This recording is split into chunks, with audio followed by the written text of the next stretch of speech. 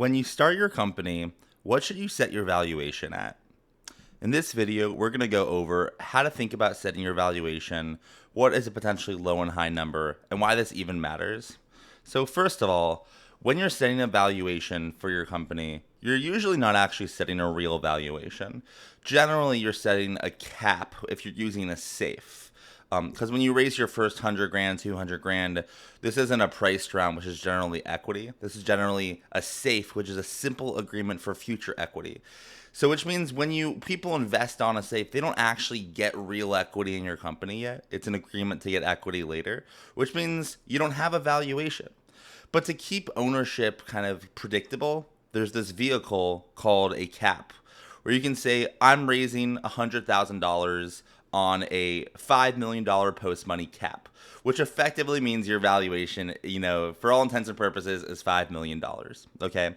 So that's the first thing to realize is this isn't a real valuation because you're so early. You're kind of kicking that down the road, but you're picking a cap to kind of guide the investors on how much ownership they'll have once you do raise the price round. Okay?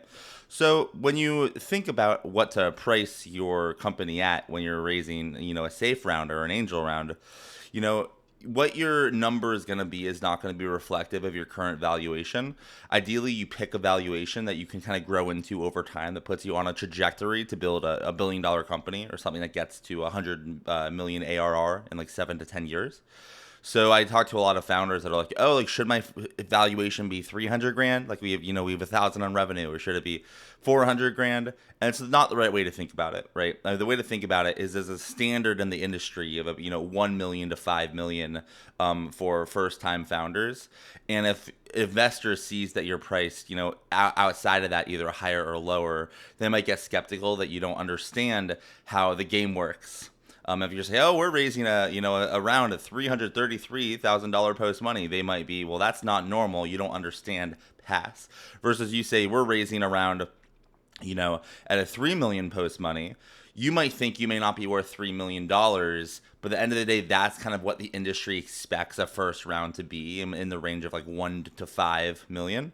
So that's how to think about that, right? It's not what your valuation is now, it's what you'll grow into. And guess what? When you raise the next round, it'll be the same thing. Are you going to be worth 10, 15, 20 million dollars as a small company? No, but the hope is that over time you grow into it. So then when you're making hundreds of millions a year, you're actually worth that valuation. That's the game of venture capital. Now, for the last point, how do you think about to pricing yourself at 1 or 5 million, or for us, we started at 6 million post money? Like, how do you think about this?